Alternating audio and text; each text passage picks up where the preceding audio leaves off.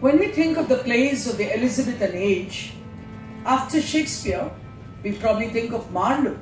Marlowe died very young, and there's a lot of guessing game whether he would have written better plays if he had lived longer.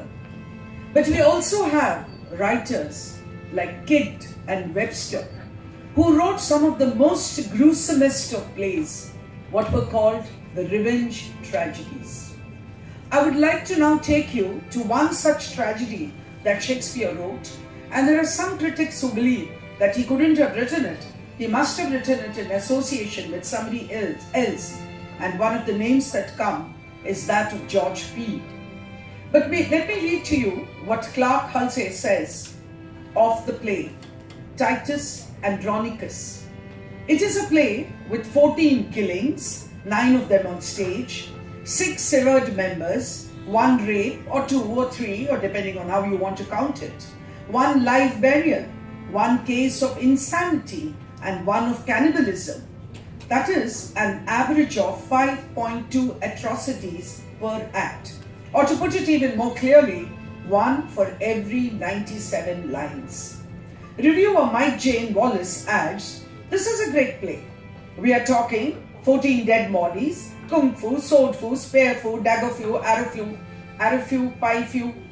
Animal screams of the soundtrack, heads roll, hands roll, tongues roll, 9.5 quarts of blood, and a record-breaking 94 on the vomit meter." Really, there's not much more to say. That is the essence of the play. Titus Andronicus is a non-stop pot-boiler catalogue of abominations, and some critics even say the poetry is equally bad. Let us now hear Aaron the Moor, who is one of the prisoners of war, as we call them today, who are brought back by the Roman emperor. So here we have Aaron the Moor. Hey, that I had not done 1,000 more. Even now I curse the day, and yet I think few come within the compass of my course, wherein I did not some notorious ill, as kill a man or else devises death, ravish a maid, or plot the way to do it, accuse some innocent and forswear myself, set deadly enmity between 2 friends, make poor people's cattle, break their necks, set fire on barns and haystacks in the night, and bid the owners quench them with their tears. Oft I have digged up dead men from their graves and set them upright at their friends' doors, even when their sorrows almost were forgotten. And on their skins, as on the bark of trees, have I with my knife carved in Roman letters, "Let not your sorrow die, though I am dead." I have done 1,000 dreadful things, as willingly as one would kill a fly, and nothing grieves me heartily indeed, but that I cannot do 10,000 more.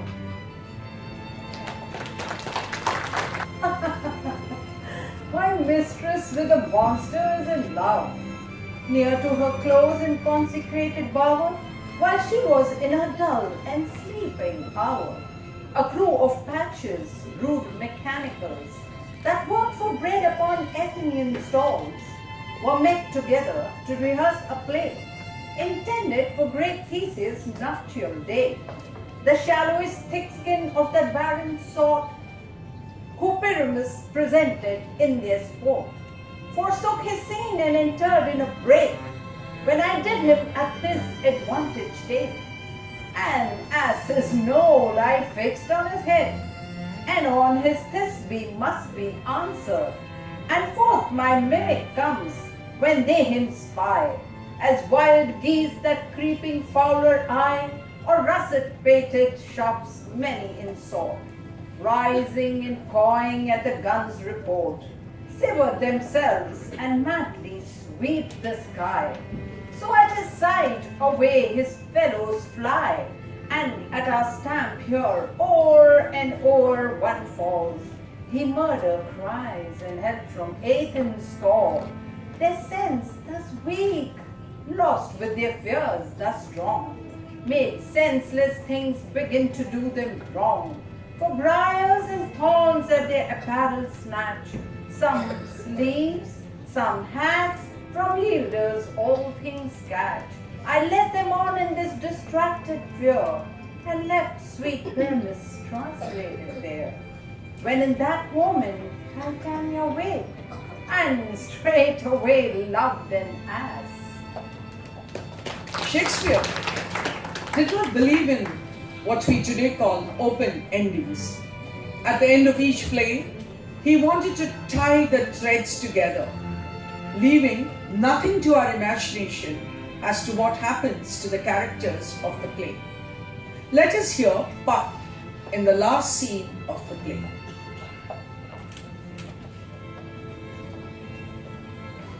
If we shadows have offended, think but this and all is mended, that you have but slumbered here, while these visions did appear, and this weak and idle theme, no more yielding but a dream. Gentles, do not reprehend, if you pardon we will mend, and as I am an honest buck, if we have unearned luck, now to scape the serpent's tongue, we will make amends ere long, else the buck a liar call. So, good night unto you all. Give me your hands, we will be friends, and Robin shall restore amends.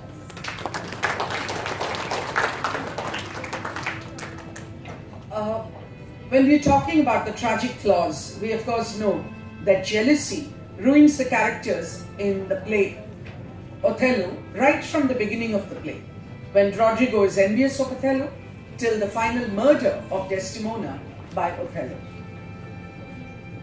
Let us first hear from me the sweet Desdemona, very much in love with the Moor, as she says, "That I did love the Moor to live with him, my downright violence and storm of fortunes may trumpet to the world. My heart subdued even to the very quality of my lord. I saw Othello's visage in his mind, and to his honor and his valiant parts did I my soul and fortunes consecrate.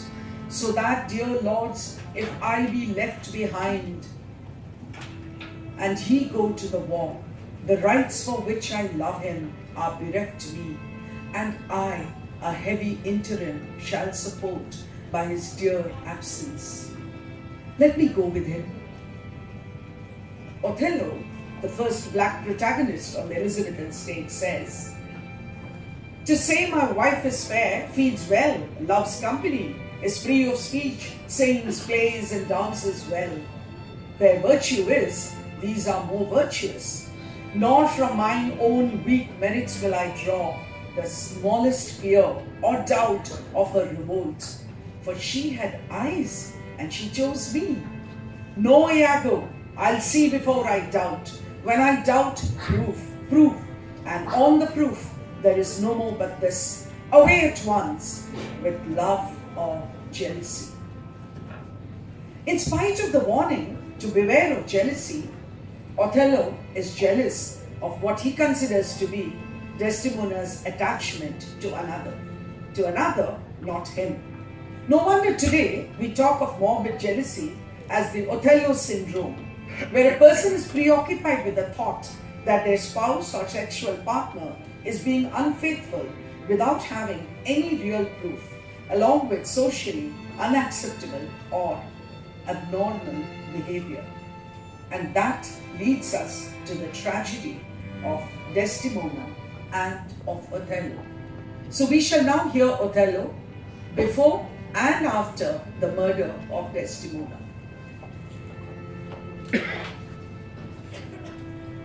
It is the cause. Yes, it is the cause, my soul. Let me not name it to you, you chaste stars. It is the cause. I will not shed her blood. Now, nor scar her white skin offers than snow, and smooth as monumental alabaster. Yet she must die, else she will betray more men. Put out the light, and put out the light.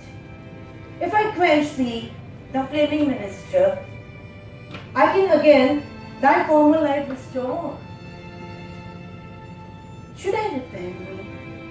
But once put out the light. Thou cunningest pattern of excelling nature, I know not where that provincial heat comes from. That can only thy life renew. When I have plucked the rose, I cannot give it a vital growth again. It must needs wither. I will smell it on the tree. And then, after the murder, we see a totally different Othello. Behold, I have the weapon. A better never did itself sustain upon a soldier's thigh. I have seen that right, that with that little arm and that good sword, I have made my way through more impediments than 20 times you stopped. But, oh, vain boast! Who can control his faith? This not so now. Be not afraid, though you do see me weapon. Here is my journey's end. Here is my butt. And very sea mark of my utmost sail. Do you go back dismayed? This lost fear? When but a rush against Othello's breast, and he retires. Where should Othello go? Now, how dost thou look now, O ill-starred wench? Pale is thy smoke, when we shall meet at Compt. This look of thine will hurl my soul from heaven, and friends will snatch at it.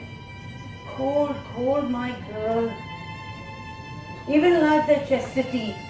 O cursed slave, whip me, you devil, from the position of this heavenly sight. Blow me about in wind, roast me in sulphur, wash me in a steep down gulf of liquid fire. Oh, Desdemona, Desdemona, dead. Oh, oh, oh.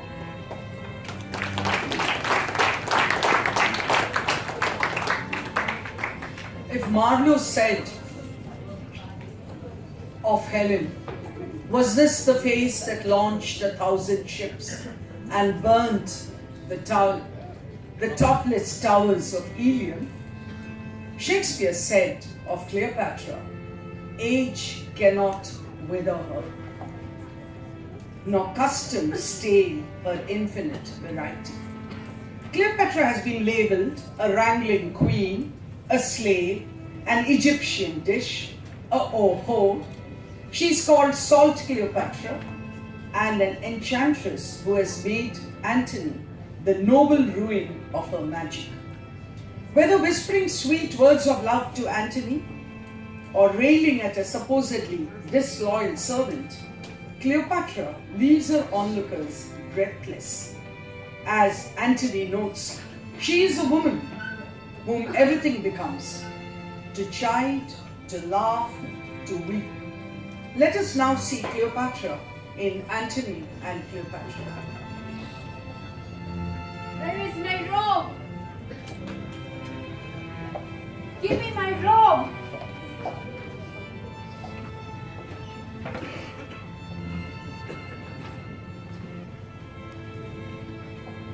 Give me my crown. Put on my crown.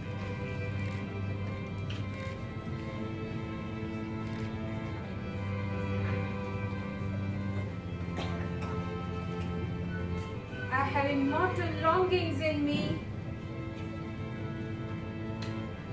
Now no more. The juice of Egypt's grape shall moist this lip. Yere, good Eras.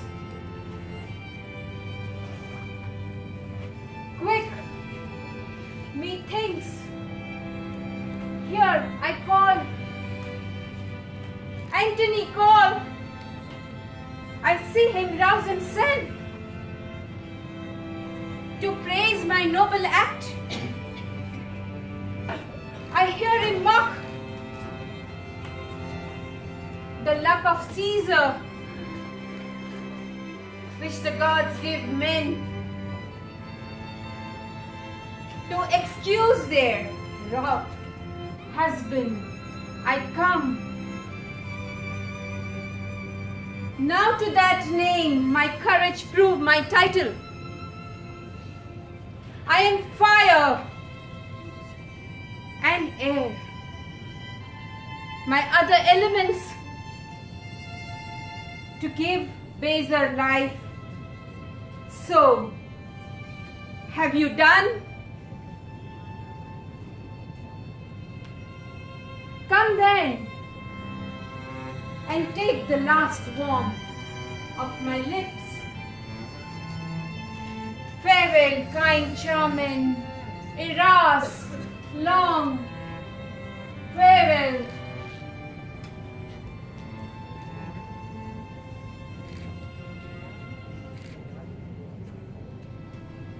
Have I the aspic in my lips? Does fall?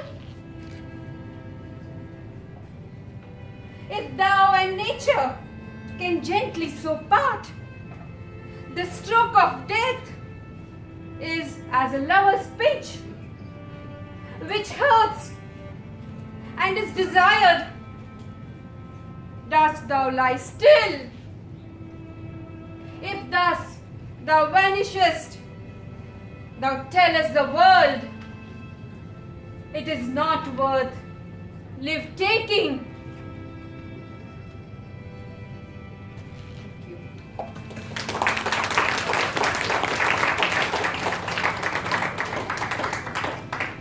And can I say in conclusion with Prospero, our rivals now are ended. These are actors, as I foretold you, were all spirits and are melted into air, into thin air. And like the baseless fabric of this vision, the cloud-capped towers, the gorgeous palaces, the solemn temples, the great globe itself, yeah, all which it inherit shall dissolve.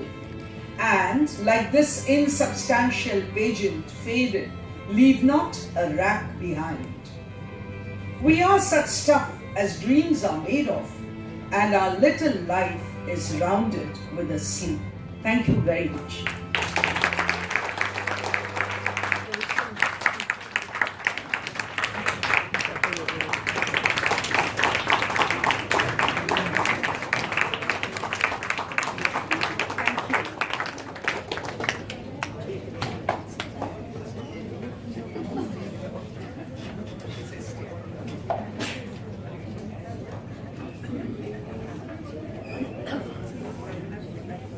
I feel immensely blessed to have such a wonderful and receptive audience today.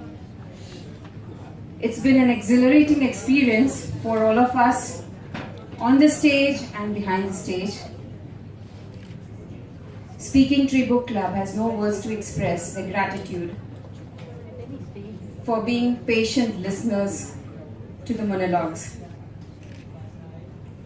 The thanking list always does not end, it is endless. When it comes to, I thank the Gandhinagar Book Club for joining us, Chaitanya School.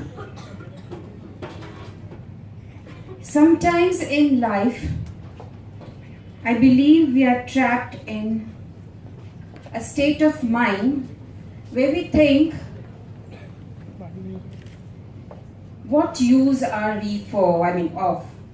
And the life brings you at a very delicate situation where you feel where to go, how to go, when to go, nowhere to go. And you feel you're good for nothing. There's a stage, it comes in everyone's life. It's a very unpleasant feeling. And so I thought of bringing up reading as a passion, as a hobby for women. It's more to women power. You can see we are so many women here.